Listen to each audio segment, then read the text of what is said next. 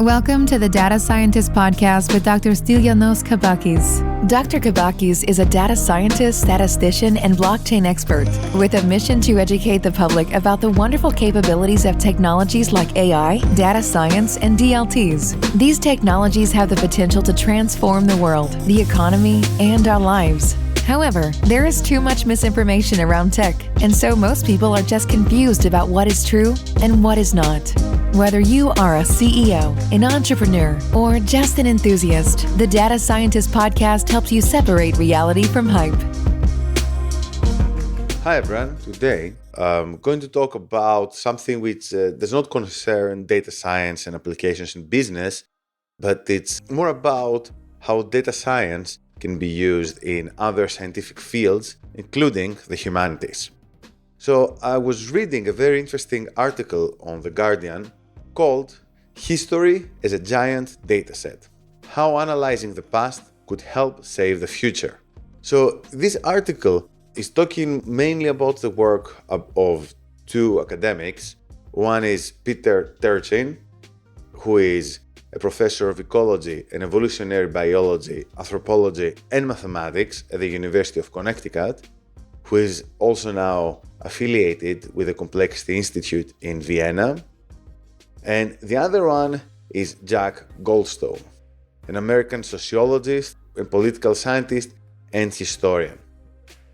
So these two scientists, they have spent a significant part of their careers working on a new approach to studying history. So history has traditionally been a part of the humanities, and the methods that have been used to interpret historical events have been, let's say, soft or qualitative. So historians traditionally have focused on softer tools, on qualitative theories of how history works and why certain events took place, but they've shied away from more scientific, let's say, tools of the likes we see in sciences like physics or chemistry. Well, the core argument for a long time has been that human behavior is unpredictable and history is very complex, and so it's very difficult to analyze using tools from mathematics. However, these two individuals, Turchin and Goldstone, by the way, for those of you who want to Google Turchin, the name is spelled as Turchin. So they have worked on using tools from mathematics and mostly complexity science to study historical patterns. So basically the whole argument of this article and the work of these academics is that history does follow some predictable patterns, and we can study these patterns and even prevent crises before they take place. Which is a very fascinating thought if you think about it, because most people assume that history is not predictable. And indeed, what Turchin says is it's not that history is predictable, but rather that history is stochastic. So this means that we cannot really predict exactly where history is going to move next, but much like a weather forecast, we can say, hey, there's 80% probability of a crisis taking place. And Goldstone was studying the conditions which can create a revolution, and what he discovered was a clear pattern that there was a 3-generation surge in population growth before every major revolution or rebellion in history. So while we may not be able to say that, hey, there's going to be a revolution in 2030 in this place, there are some clear indicators that a revolution is imminent within a particular time window. Something interesting is that his theories resonated a lot with the theories of Reverend Thomas Malthus, who was one of the fathers of political science, who believed that as populations grow richer and they have more food, then they grow and eventually the quality of living stabilizes to the previous level because there are just not enough resources for everyone. And eventually, as the population continues to grow, things might end up becoming worse and worse. And this is something that's called the Malthusian trap, or else the Malthusian specter. So interestingly enough, Goldstone managed to validate the core of this theory. And Goldstone also came up with a metric which he calls psi, and it uses the Greek letter psi, which measures the degree of political instability, or it's a political stress indicator for a country. And interestingly enough, published his theory around 91, and this was like when complexity science was not around, when chaos theory was around but not as popular. But unfortunately, it wasn't very accepted by the mainstream.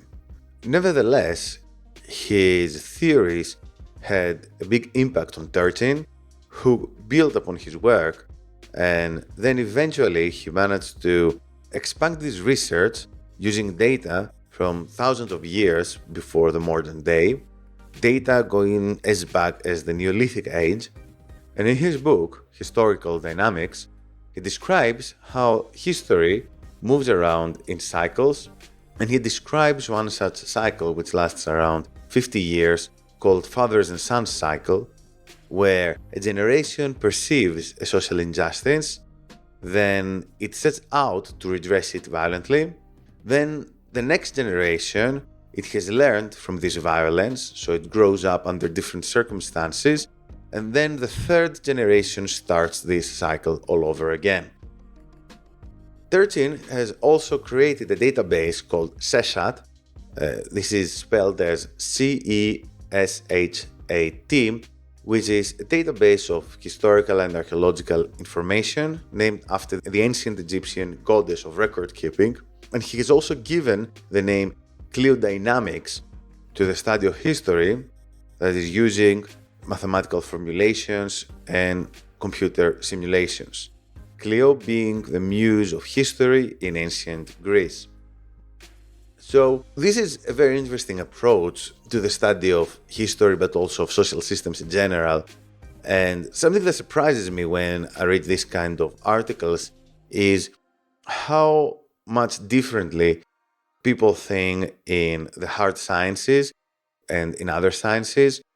And it's not just about the hard sciences and humanities. Sometimes there are also distinctions between the hard sciences themselves.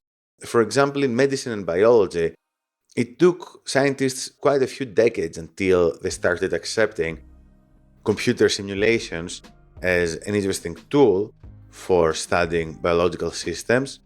And I believe history is eventually going to follow the same path.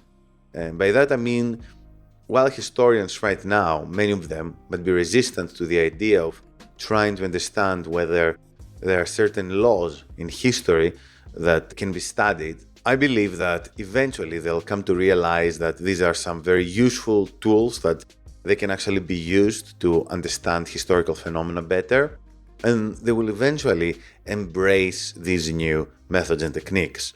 So agent-based modeling has been around for a long time, and it has been used in economics, and I have also promoted its use in token economies.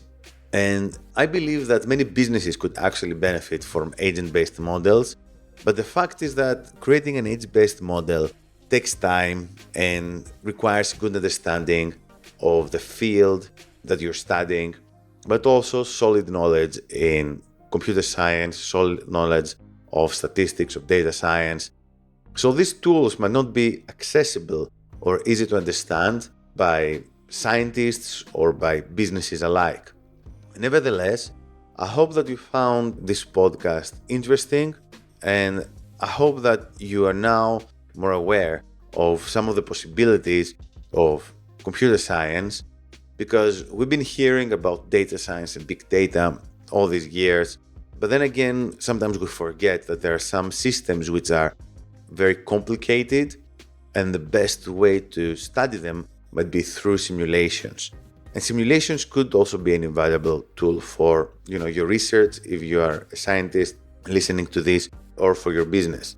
And in any case, agent-based modeling and complexity science, they're huge topics written a few times about them on my blog or in research papers. I'm happy to discuss more about these topics if anyone wants to drop me an email. But in the meantime, I'd be really curious to hear what you think about this approach to studying history or social phenomena, whether you believe that, this makes perfect sense for you, we can use computer simulations and analyze societies and predict where they're going to go to, or whether this is too far-fetched approach and it's just a simple kind of techno-optimism which is driving it. I know I stand on the side of the optimists, believing that eventually computational models will penetrate most sciences and eventually most businesses as well, but it would be good to hear your thoughts. So thank you for being here with me, and I hope to see you again soon. Thank you for listening. Make sure to visit thedatascientist.com for more content about data science, AI, and blockchain.